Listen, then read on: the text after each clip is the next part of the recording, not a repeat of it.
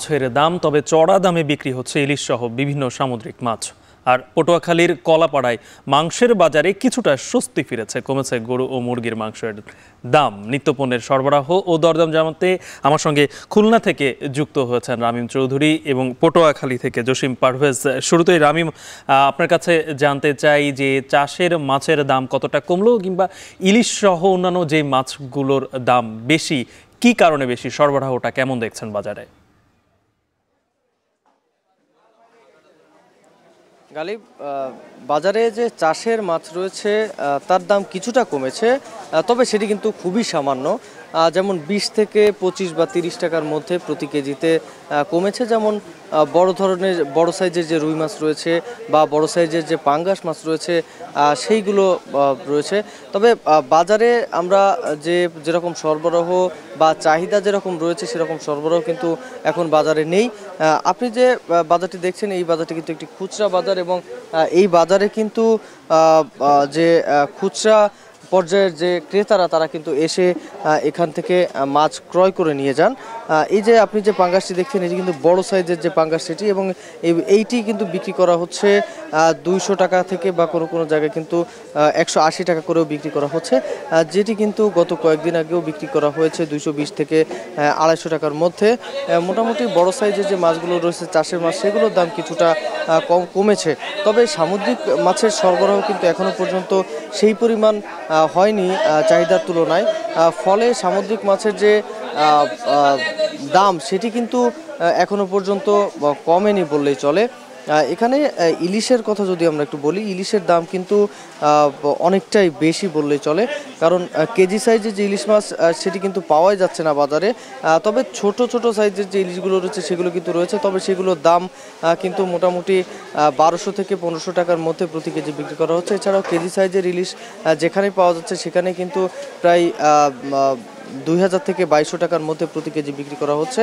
মোটামুটি সরবরাহের উপর ভিত্তি করে কিন্তু বাজারে এই যে দাম সেটি কিন্তু নির্ধারণ করা হয়ে থাকে। ফলে চাষের মাছের সরবরাহ কিছুটা বেড়েছে, এর ফলে কিন্তু যে সামুদ্রিক মাছ সেটির কিন্তু যে সরবরাহ সেটি কিন্তু কমেছে। ফলে চাষের মাছের দাম একটু কমলেও কিন্তু সামুদ্রিক মাছের দাম এখনো পর্যন্ত কমেনি। চড়া দামে কিন্তু বেশ কিছু মাছ বিক্রি করা হচ্ছে, এতে কিন্তু ক্রেতারা খুশি নন। তো এই ছিল আমার কাছে খুলনা থেকে মাছ বাজারের সর্বশেষ খবর। কালী রামিম, এবার একটু পটুয়াখালী কলাপাড়া বাজার থেকে আমাদের সঙ্গে যুক্ত আছেন সহকর্মী জসিম পারভেজ। তার কাছ থেকে জানতে চাই, মাংসের বাজারে স্বস্তির কথা আমরা বলছি, কতটুকু আসলে স্বস্তি ফিরলো? মুরগির মাংস কিংবা গরু মাংস কতটুকু আসলে দাম কমেছে?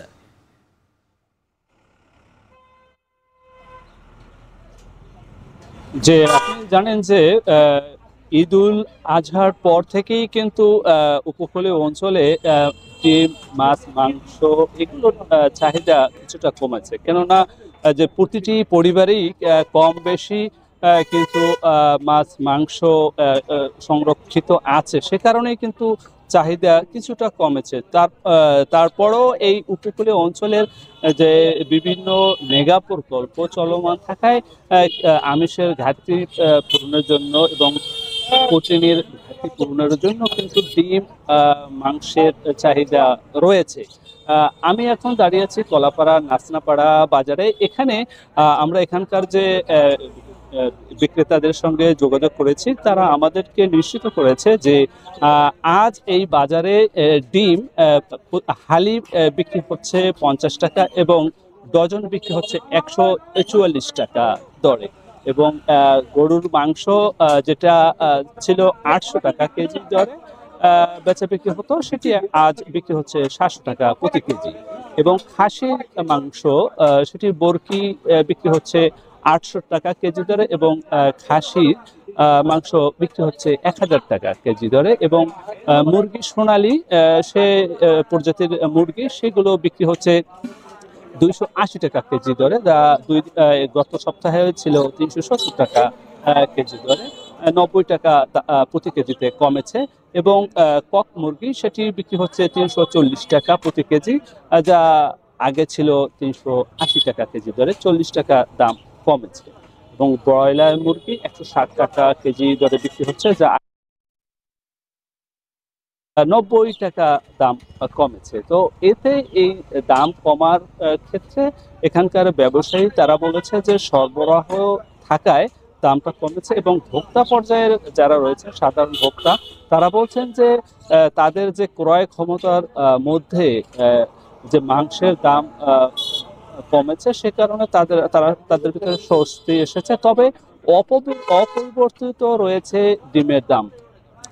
তো এক কথা বলা যায় যে উপকূলীয় অঞ্চলে যে ভোক্তা পর্যায়ের যে প্রোটিনের এবং আমিষের যে চাহিদার পূরণের জন্য ডিম এবং মাংসের যে সরবরাহ বাড়ায়, ভোক্তা পর্যায়ে স্বস্তি ফিরে এসেছে, এবং বাণিজ্যিকভাবেও কিন্তু গতি রয়েছে এই উপকূলীয় অঞ্চলের এই কলাপাড়া বাজারে। এখানকার যে ব্রয়লার বা যে মুরগির যে যারা চাষি রয়েছেন তারা আমাদেরকে নিশ্চিত করেছেন যে এখন যে উৎপাদন বাড়ায়, সরবরাহ বেড়েছে এবং দামটাও কিছুটা নাগালের মধ্যে রয়েছে। এই ছিল আমার কাছে সবশেষ। মুক্তি, আমাদের সঙ্গে দুই সহকর্মী দক্ষিণের দুই জেলা থেকে যুক্ত হয়েছিলেন, রামিম চৌধুরী এবং জসিম। দুজনে বলছেন যে মাছের দাম কিছুটা কমেছে, তাও আবার সেটা চাষের মাছও। তবে সব থেকে বড় স্বস্তি হচ্ছে মুরগির মাংসের দাম কিন্তু অনেকটাই কমেছে। এবার আমরা একটু নোয়াখালীর বাজারের খবরাখবর জানতে চাই।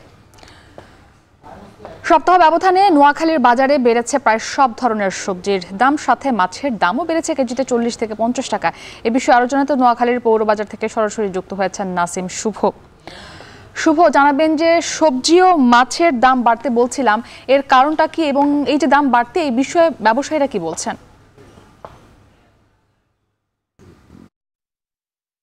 এবং বৃষ্টি হয়েছে, তার ফল এবং প্রভাব কিন্তু নোয়াখালীর সবজির বাজারে পড়েছে।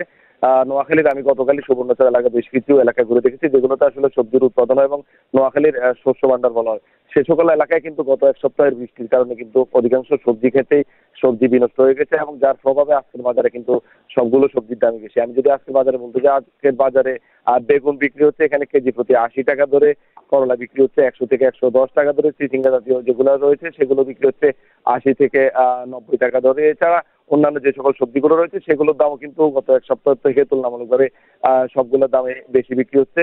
এদিকে নোয়াখালীর বাজারে মাছের দামও কিন্তু ঈদের পরে আসলে যে বাড়তে শুরু করেছে, এবং সেটি এখনো কিন্তু বাড়ছে। এক সপ্তাহের ব্যবধানে প্রতি কেজি মাছের দামই কিন্তু কেজি প্রতি 30 থেকে 40 টাকা বেড়েছে। আমি যদি বলতে চাই, শুরুতেই আজকের বাজারে তেলাপিয়া মাছ বিক্রি হচ্ছে 190 থেকে আকার বেঁধে তা 200 টাকা ধরে। এছাড়া পাঙ্গাস মাছ বিক্রি হচ্ছে 160 টাকা ধরে, আর যে কার জাতীয় মাছগুলো রয়েছে সেগুলো বিক্রি হচ্ছে কেজি প্রতি 250 থেকে শুরু করে 400 টাকা পর্যন্ত। তো আমি এখানে কথা বলেছি আসলে যারা ক্রেতা রয়েছেন তাদের সাথে, ক্রেতারা জানিয়েছেন আসলে তাদের দৈনন্দিন যে চাহিদা, সেই চাহিদার সাথে বাজারে যে দাম বৃদ্ধি, সেটির আসলে তারা এই দাম বৃদ্ধির কারণে তাদের যে চাহিদা সেই অনুযায়ী বাজার করতে তাদের কষ্ট হচ্ছে। তারা বলছেন তাদের যতটুকু প্রয়োজন তারা কিন্তু আসলে ততটুকু নিতে পারছেন না বাজারের এই সকল দামে যে ঊর্ধ্বগতি, তার কারণে।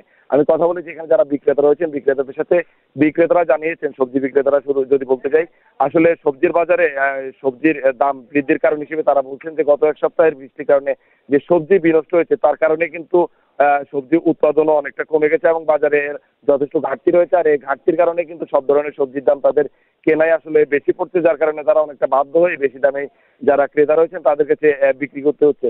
এছাড়া মাছের কথা যদি বলতে চাই, গত সপ্তাহে বৃষ্টিতে কিন্তু নোয়াখালীতে বেশ কয়েকটি মাছের ঘের যেগুলো ভেসে গেছে, এবং যার কারণে কিন্তু মাছের দামও গত এক সপ্তাহে তুলনামূলকভাবে প্রত্যেকটিতে বেড়েছে। তো যেটি বাড়তেছে, এবং এটি কিন্তু আরো বেশ কয়েকদিন এই বাড়তি দামে তাদেরকে বিক্রি করতে হবে।